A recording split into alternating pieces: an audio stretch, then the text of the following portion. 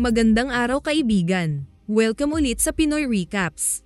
Ang palabas na ibabahagi ko ngayon ay ang American superhero action movie na The Old Guard na ipinalabas noong 2020. Ang apat nating bida na si Andy, Booker, Joe at Nikki ay iilan sa mga immortal na nabubuhay sa mundo ng mga tao. Dahil sa kanilang taglay na katangian, hindi sila namamatay sa kahit anumang paraan. Kusang gumagaling ang kanilang mga sugat. Hindi rin sila mga vampira at hindi rin sila tumatanda. Kaya nagsama-sama sila para maging isang vigilante. Ang kakaibang abilidad ng bawat isa ay ginagamit lamang nila sa kabutihan. Tumutulong sila sa mga nangangailangan pero hindi sila nagpapakilala sa mga tao dahil hindi sila mga ordinaryo. Si Andy ang pinaka-leader ng grupo dahil siya ang pinakamatanda sa lahat. Isang araw sa Morocco, nagkita-kita sila ulit dahil sa isang misyon. Pero ang misyon na ito ay galing sa isang tao na nagbigay na sa kanila ng trabaho noon. Gustong ayawan ito ni Andy dahil may patakaran silang hindi tatanggap ng ikalawang trabaho sa iisang tao. Pero nang sabihin ni Booker na kailangan nilang iligtas sa Sudan ang mga batang babae na biktima ng kidnapping, walang nagawa si Andy. Si James na dating nagtatrabaho sa CIA ang nagbigay sa kanila ng panibagong misyon na ito.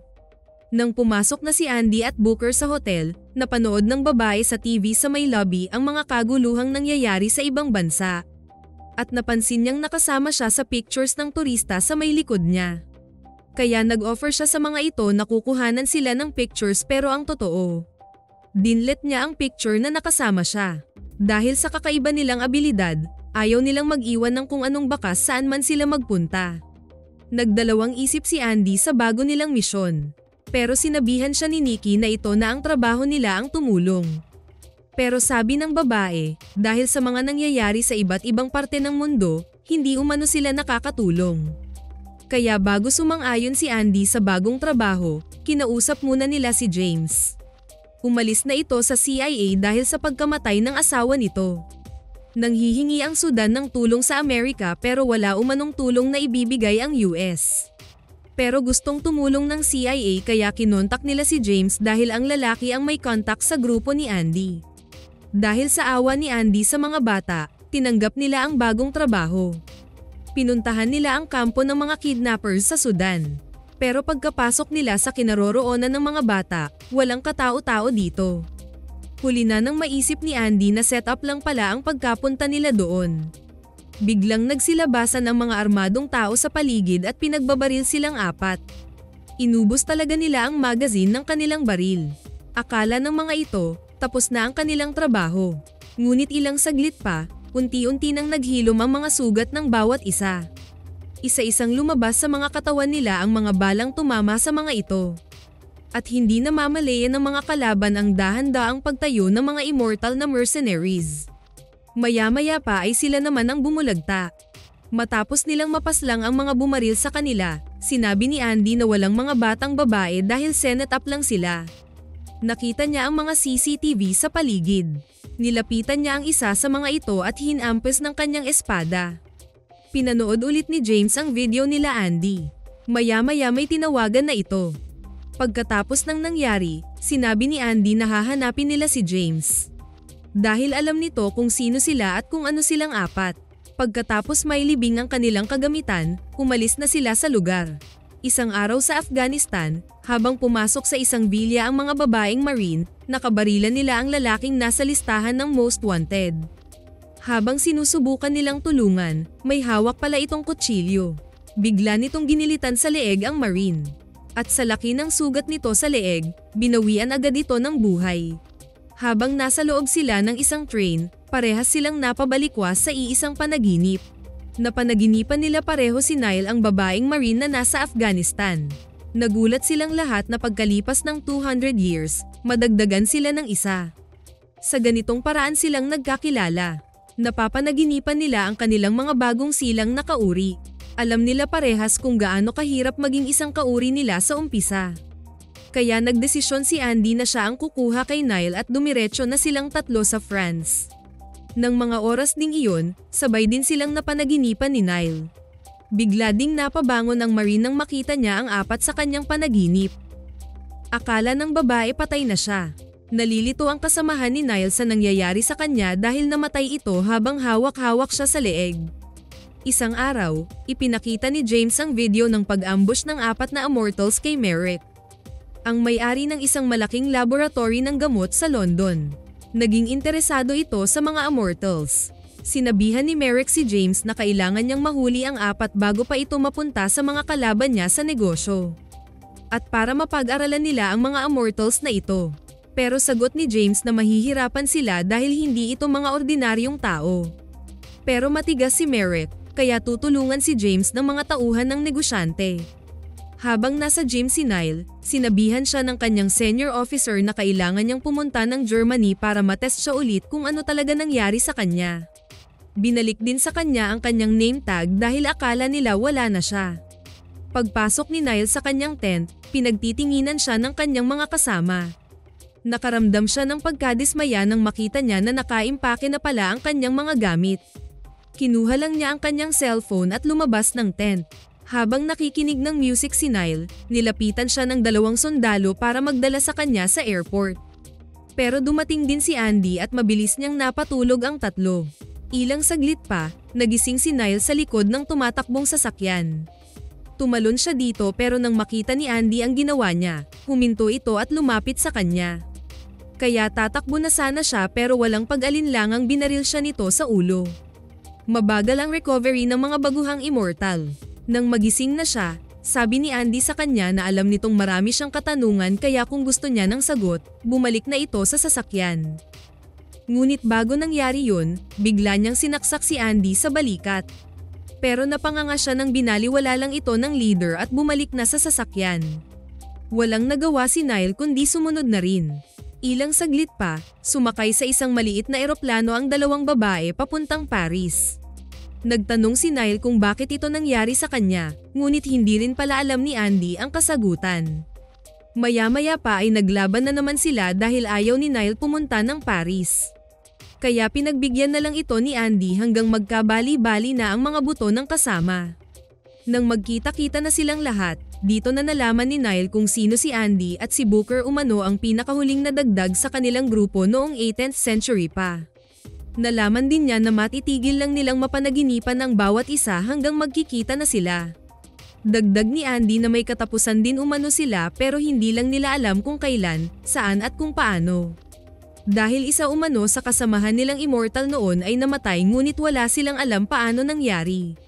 Kinagabihan, napanaginipan ni Niall si Queen, ang isa pang immortal na babae na kasamahan ni Andy bago pa man dumating si Joe at Nikki. Noon raw panahon pa ni Andy at Queen, pinagbintangan ng mga tao ang magkaibigan na mga kampa ng demonyo. At dahil sa pagiging immortal nila, ilang beses na silang pinatay ng mga tao. Pero nabubuhay pa rin sila. Ngunit isang araw, pinaghiwalay silang 2. Inilagay nila si Queen sa isang kabaong na bakal at hinulag sa pinakailalim na parte ng karagatan. At nang makatakas si Andy, hinanap nito si Queen. Ngunit walang makapagsabi kung saang parte ng karagatan ang pinaghulugan ng kaibigan. Mahigit 100 taon din nilang hinanap si Queen pero bigo silang makita ang babaeng immortal. Lumabas si Niall sa building kaya sinundan siya ni Andy. Hindi matanggap ng Marine na ganito ang nangyayari sa kanya pero ayon kay Andy na wala siyang magagawa kundi tanggapin ang kanyang kapalaran.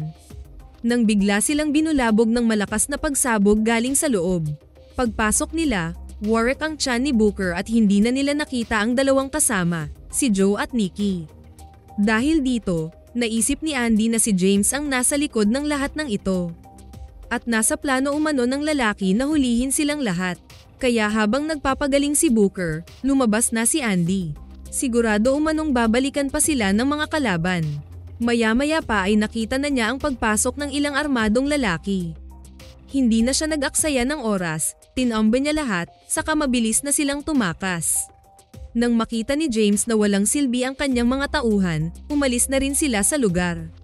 Dinala ng dating CIA si Joe at Nikki sa opisina ni Merrick. Dito nagyabang ang CEO na marami na umanong naisalbang buhay ang kanyang kumpanya. At para masaksihan mismo ni Merrick kung totoo ang nakita niya sa video. Bigla nitong pinagsasaksak si Joe. Hindi naman ito nabigo sa inaasahan kaya laking tuwa ng negosyante na gumagaling nga ang mga sugat ng lalaki. Dahil dito, pinadala ng CEO sa laboratory ang mga bihag para umano mapag-aralan ng mga scientist. Kasunod nito ay tinatrack ni Booker ang kinaroroonan ni James. Samantala, laking pagtataka ni Andy na hindi pa naghihilom ang sugat niya sa balikat. Kaya pumunta siya sa pharmacy para bumili ng gamot. Medyo naawa ang cashier sa kanya kaya dinala siya nito sa storeroom para tulungan sa kanyang sugat. Hindi na ito nagtanong kung napaano siya.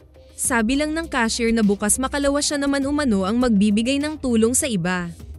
Balik sa kuwebang pinagtaguan ng grupo, nakita ni Booker na sinubukang sunugin ni Niall ang kamay. Sinabihan niya ang babae na kahit patuloy silang mabubuhay, hindi ibig sabihin na hindi na sila masasaktan. Dagdag niya na mas masakit umano makita na namamatay ang mga taong mahal nila. Dahil hindi nila pwedeng sabihin sa kani-kanilang mahal sa buhay ang kalagayan. At kung sakaling sabihin naman nila, sigurado umanong walang maniniwala sa kanila. Samantala, nalaman na rin ni James ang totoong pakay ni Merrick kay Joe at Nikki.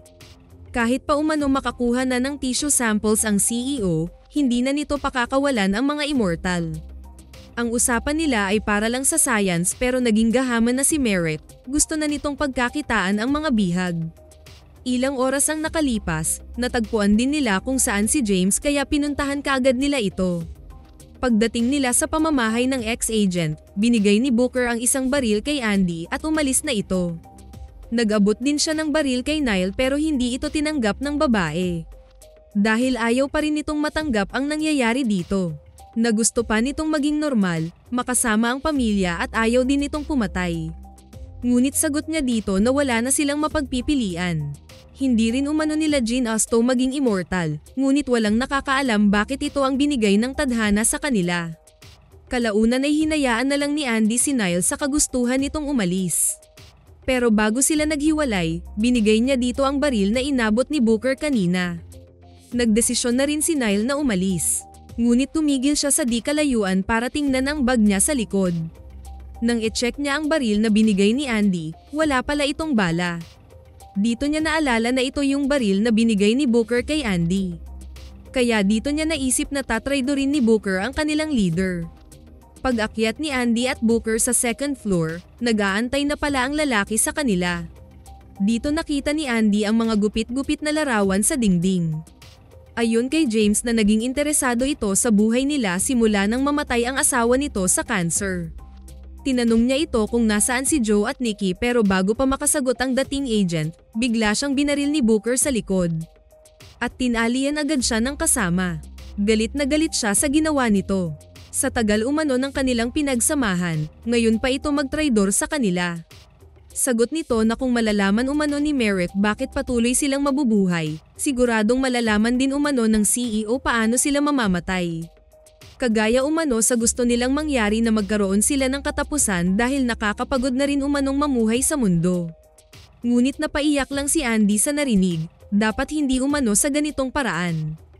Ilang sandali pa ay napansin ni Booker na hindi naghihilom ang sugat ni Andy. Kaya inutusan nito si James na kumuha ng first aid. Dito na nito nalaman na hindi na pala gumagaling ang sugat ng kanilang leader. Maya-maya pa ay dumating na din si Merrick kasama ang ilang mga tauhan. Hinawakan kaagad ng mga ito si Booker. Nang akma nilang hawakan si Andy, sinabi agad ng lalaki na nawala na ang immortality ng leader, hindi na gumagaling ang sugat nito. Pero hindi naniwala si Merrick. At bago pa man nawala ng malay ang dalawa, humingi ng tawad si Booker kay Andy. Nang paalis na ang CEO, sinabihan ito ni James na huwag nang isama ang babae dahil hindi na ito immortal baka hindi nito kayanin ang mga test.